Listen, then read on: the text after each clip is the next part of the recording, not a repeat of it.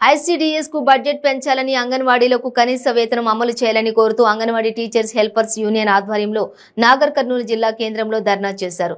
Anganwadi workers helpers union రాష్ట్ర అధ్యక్షురాలు జయలక్ష్మి మాట్లాడుతూ కేంద్రంలో బీజేపీ ప్రభుత్వం అధికారంలోకి వచ్చిన 9 సంవత్సరాల కాలంలో అంగన్వాడీ ఉద్యోగుల సమస్యలను కేంద్ర ప్రభుత్వం ఏ ఒక్కటి పరిష్కారం చేయలేదని, అందులో భాగంగా 100% ఉన్న బడ్జెట్ ను 60% తగ్గించి మొత్తంగా అంగన్వాడీ వ్యవస్థను నిర్వీర్యం చేసిందని ఆమె అన్నారు. కేంద్ర ప్రభుత్వం అంగన్వాడీ ఉద్యోగుల వేతనాలు పెంచడం లేదని దేశవ్యాప్తంగా అనేక పోరాటాలు చేస్తే 2018లో టీచర్లకు 1500, హెల్పర్లకు 750 రూపాయలు, మినీ వర్కర్లకు 1250 రూపాయలు కేంద్ర ప్రభుత్వం పెంచిందని తెలిపారు.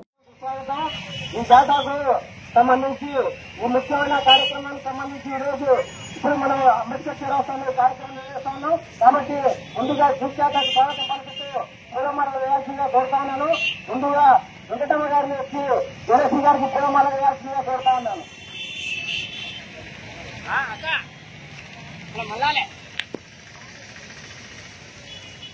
ఇక్కడ చూడు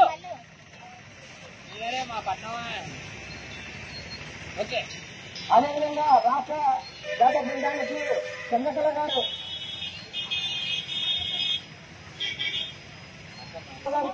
చంద్రకళ పూలమాల వేయాల్సిందిగా కోరుతా ఉన్నాను.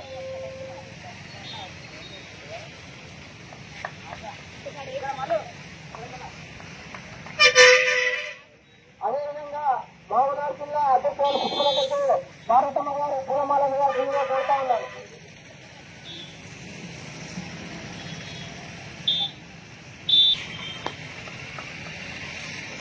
అదేవిధంగా జిల్లా ప్రధాన కార్యదర్శి భారతమ్మ గారికి మాసమ్మ పూలమాల వేయాల్సిందిగా కోరుతా ఉన్నారు. పార్వతి గారికి, అట్లాగే నాగర్ కర్నూలు జిల్లాలో ఉన్న మీకందరికీ మద్దతు తెలియజేయడానికి వచ్చిన అంగన్వాడీ యూనియన్ రాష్ట్ర ఆఫీస్ పేరు శారద గారికి, మహబూబ్ నగర్ జిల్లా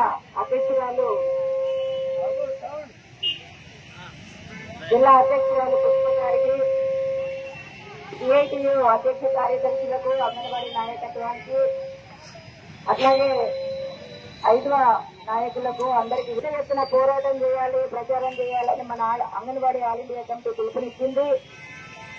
ఈ పిలుపులో భాగంగా ఈ నెల 16వ తేదీన ఆదిలాబాద్ లో ప్రారంభించాం జాతాని. ఇప్పటికీ ఉమ్మడి ఆదిలాబాద్, ఉమ్మడి కరీంనగర్, ఉమ్మడి నిజామాబాద్, ఉమ్మడి మెదక్, ఈ రోజు మీ జిల్లా అయిపోతే ఉమ్మడి మహబూబ్ నగర్, వికారాబాద్ ఇవన్నీ కూడా తిరుక్కుంటూ ఈ జాతా వచ్చింది ఇక్కడికి. రేపు నల్గొండ, ఖమ్మం, భద్రాద్రి కొత్తగూడెం, ఉమ్మడి వరంగల్, తర్వాత హైదరాబాద్, రంగారెడ్డిలో ముగించబోతున్నాం.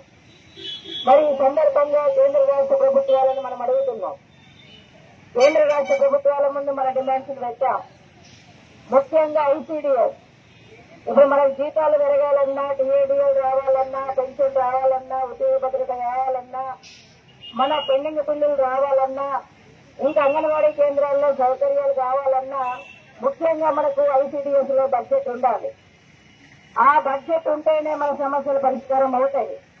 కానీ ఈ రోజు ఢిల్లీలో అధికారంలో ఉన్న కేంద్ర ప్రభుత్వం గత 9 సంవత్సరాల నుంచి అధికారంలో ఉంది. తన అధికారంలో ఉన్న ఈ 9 సంవత్సరాల కాలంలో మన సమస్యలు ఒక్కటంటే ఒకటి కూడా పరిష్కారం చేయట్లేదు.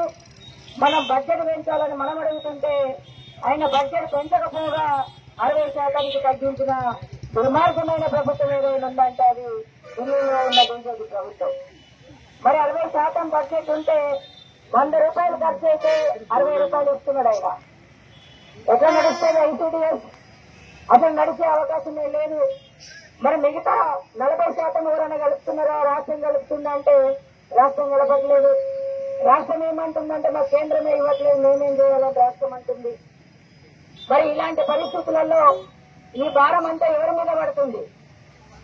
ఈ 40% బడ్జెట్ భారం ఎవరి మీద పడుతుందంటే అది ఎవరి మీద పడుతుందంటే మన మీద, అంగన్వాడీ ఉద్యోగుల మీద పడుతుంది. అందుకే 2017 నుండి మనకు టీఏడీఎల్ లేవు. మన జీతంలో నుంచి మనం టీఏడీఏ ఖర్చులు పెట్టుకుంటున్నాం. 2018లో కేంద్రం పెంచిన జీతం ఇప్పటి వరకు మనకు రావట్లేదు. అట్లాగే అనేక సౌకర్యాలు ఇంక్రిమెంట్ ఖర్చేశారు, ఇన్ఛార్జ్ ఎలవెన్సులు లేవు.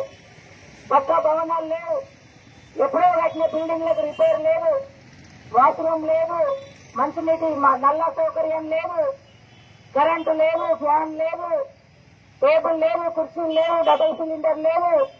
ఈ రకంగా మనం చూస్తే మనం ప్రాజెక్టు మీటింగ్ పోతే ఒక హాల్ గతి లేదు, ఒక వాష్రూమ్ ఉంటున్న పరిస్థితి లేదు, సెక్టర్ మీటింగ్ జరిగితే ఒక హాల్ ఉండట్లేదు, వాష్రూమ్ల సౌకర్యం ఉండట్లేదు.